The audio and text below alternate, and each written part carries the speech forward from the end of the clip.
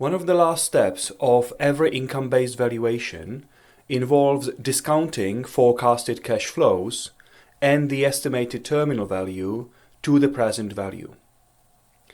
To do that, we need an appropriate discount rate that corresponds to the cash flows that we actually discount.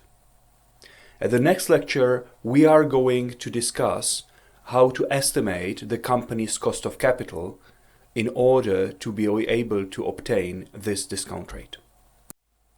Economist Alfred Marshall defines capital as the part of wealth which is devoted to obtaining further wealth. In other words, capital is the money that is invested in order to earn some return.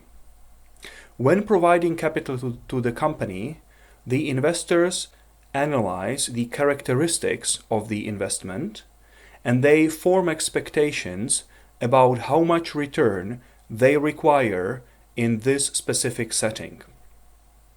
What is required or expected rate of return for the investors represents the cost of capital to the company.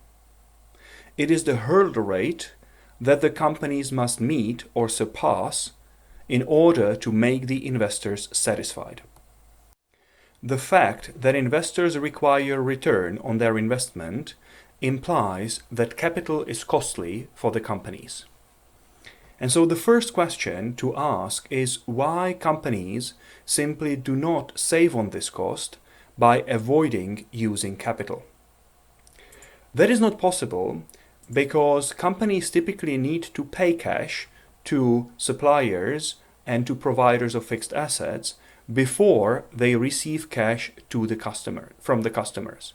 In other words, there is a gap in timing between cash outflows that occur early and the cash inflows that typically occur later.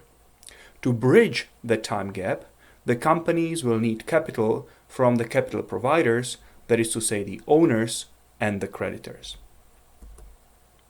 Now, when determining the cost of capital, the investors will consider several factors.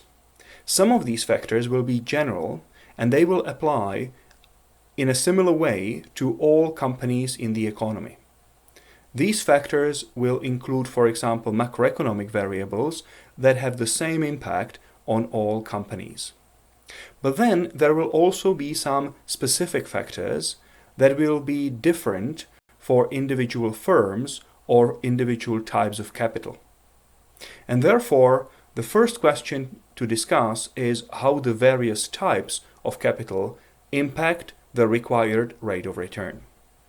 You know from our earlier discussion that there are two main types of capital, debt and equity.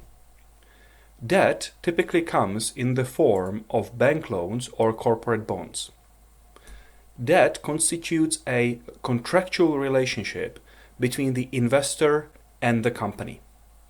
The contractual relationship implies that the investors knows a priori how much cash flow it receives from the company unless the company goes bankrupt, and they have only limited control rights over what is going on in the company.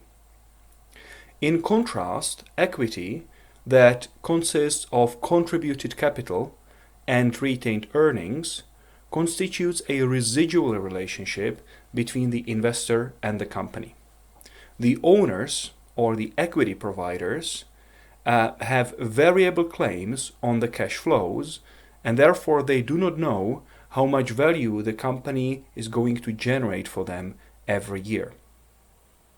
And with that, they have extensive control rights that allow them to modify or affect what decisions the company takes.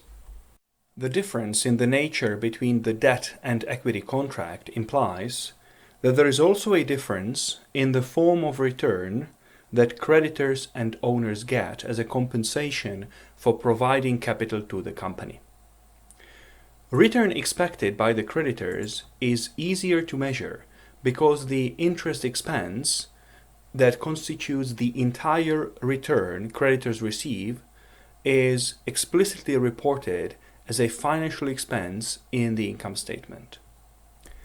It is more challenging to estimate return expected or required by the owners. It consists of two parts: the dividends that the company pays to the owners and the stock price appreciation. The two components together constitute something that we refer to as the total return to the shareholders. And when determining the cost of equity, we need to estimate how much of the total return to shareholders owners expect to get at the time of making the investment. And that brings me to my first question that discusses the determinants of the cost of various capital types. I want you to first discuss what general factors and what specific factors affect the cost of various capital types. And then I want you to compare the cost of equity and the cost of debt in an identical firm and explain what can be said about the relationship between the two. In a closely related multiple choice questions, I give you several alternatives about the relationship between the cost of equity and the cost of debt, and I ask you to choose the right alternative, suggesting whether one of the two will always be higher, or whether they will be equal, or whether the relationship is going to depend on some specific aspect of the company in question. At the beginning of this prelude, I have argued that when discounting future cash flows to the present value, it is important to use the discount rate that is appropriate, in other words, that is logically associated with the nature of the cash flow that is being discounted. In the discounted free cash flow model, we of course discount free cash flows that represent the return to the invested capital that is financed by both equity and debt. And therefore, the appropriate discount rate must represent a mix of the cost of equity and the cost of debt.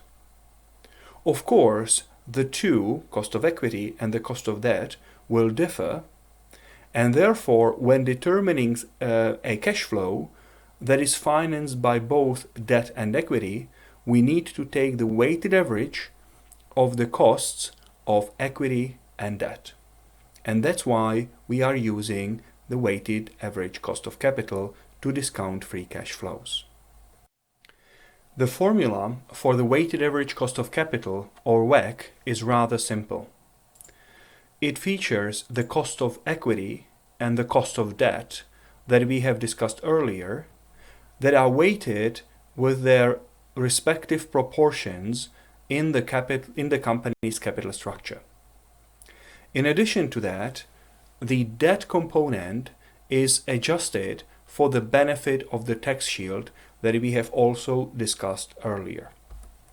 So this formula essentially has four key inputs: the cost of debt, the cost of equity, the weights that have to add up to 1, and the tax rate. So the next question is going to discuss the first out of these four inputs, which is the cost of debt. As already mentioned, estimating the cost of debt is easier than estimating cost of equity. But even there will be several approaches that we can consider, and they will have their pros and cons. And thus, as a part of the third question, I want you to discuss at least 3 approaches how an investor can estimate the cost of debt in a company and explain how they are applied in practice. Then I want you to discuss the relative advantages and disadvantages of these 3 approaches, and considering these advantages and disadvantages, discuss which of these is more or less preferable. In other words, please explain how an investor should discriminate between the approaches in determining or estimating the cost of debt. In a closely related multiple choice question, I offer several alternatives of ranking of 3 methods that can be used to estimate the cost of debt, and I want you to ask the one that best represents their relative desirability. And this brings us to the conclusion of this lecture prelude. You certainly know that one of the methods that estimates the cost of debt in a company uses something that we refer to as the credit rating. And while credit rating can be very useful and important for countries and for companies that issue corporate bonds, it might be somewhat less useful to a guy buying lunch in a local cafeteria.